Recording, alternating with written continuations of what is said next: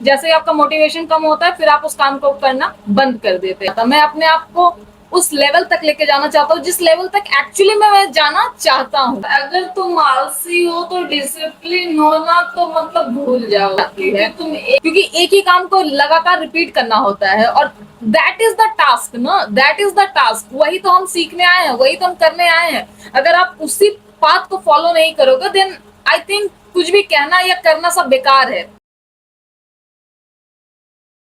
देखो लाइफ में अगर तुम्हें कुछ भी हासिल करना है सबसे पहले डिसिप्लिन होना पड़ता है, और अगर तुम आलसी हो तो डिसिप्लिन होना तो मतलब भूल जाओ, क्योंकि तुम एक चीज एक दिन करते हो, दूसरे दिन करते हो, तीसरे दिन करते हो, जैसे ही आपका मोटिवेशन कम होता है फिर आप उस काम को करना बंद कर देते हैं।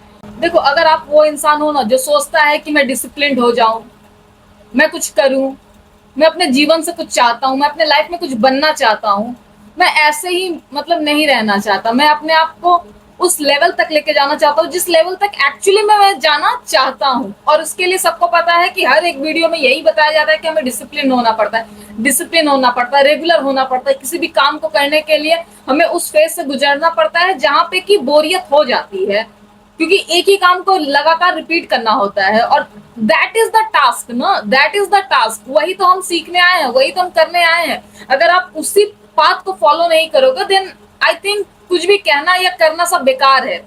जब तक आपके पास मोटिवेशन होता है आप क्या करते हो, you can do it for 1 time, 2 time, 3 time, लेकिन चौथी बार के बाद हम डल हो जाते हैं। हमारा मोटिवेशन जैसे ही कम होता है हमारे एक्शन वैसे धीरे धीरे लो होने लगते हैं और एक वक्त बाद वो पूरे ब्लर हो जाते हैं, फिर हम कुछ नहीं करते, हम फिर से स्क्रॉलिंग स्टार्ट कर देते हैं फोन पे कि अच्छा अच्छा। स्क्रॉलिंग करने पे ऐसा लगता है ना कि कुछ अच्छा कर रहे हैं, लेकिन ऐसा कुछ नहीं है। तो यकीन मानो यार, अगर आप भी वो इंसान हो जो डिसिप्लिन तो होना चाहता है लेकिन थोड़ा बहुत आलसी है ना, थोड़ा बहुत इन दुनिया के जाल में फंसता जा रहा है, ठीक है। देखो हम यहाँ पे वो बात करने वाले हैं जो बेसिकली कोई भी कर सकता है ना। आप कितने भी आलसी हो, कितने भी कामचोर हो, आप वो कर लोगे। अगर आप एक्चुअली में करना चाहते हो ना तो इस वीडियो के अंत तक रहो, हम 3 स्टेप में बात करेंगे, 3 पॉइंटर जिस पे आपको काम करना है और आपको इम्प्रूवमेंट खुद फील होने लगेगा। तो वो होता है ना कि जब इम्प्रूवमेंट होता है तो बंदा खुद भी कुछ करने लगता है, राइट। तो इसमें 3 चीजें हैं, 3 चीजों पे हम बात करेंगे। तो पहला स्टेप ये है, फाउंड अ स्किल। एक स्किल ढूंढो जो आपके अंदर है। कुछ लोगों के लिए वो ड्राइंग होती है, कुछ लोगों के लिए सिंगिंग होती है, कुछ लोगों के लिए वो पेंटिंग होती है, कुछ लोगों के लिए राइटिंग होती है। आपका स्किल क्या है, बस ये ढूंढना है आपको, ठीक है। जैसे वो मिल गया आपको, दूसरा स्टेप ये है, give your 10 minutes for every day. बस यही सिंपल है कि 10 मिनट। देखो सबको पता है 24 घंटे होते हैं, आप काफी ज्यादा बिजी हो, बहुत ज्यादा बिजी हो।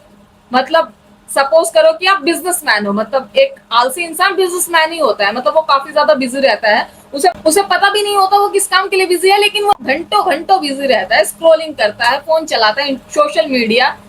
तो ये सब उसका काम होता है, लेकिन वो बिजी तो रहता है कहीं ना कहीं। तो करना क्या है आपको, आपको बस 10 मिनट अपने 24 घंटे से चुराने हैं और उसी काम पे देना है। जैसे सपोज करो कि आपको ड्राइंग अच्छी लगती है तो आपको ड्राइंग करना है, आपको राइटिंग अच्छी लगती है तो आपको राइटिंग करना है, आपको फुटबॉल खेलना पसंद है तो 10 मिनट बस उसे खेलना है, ठीक है।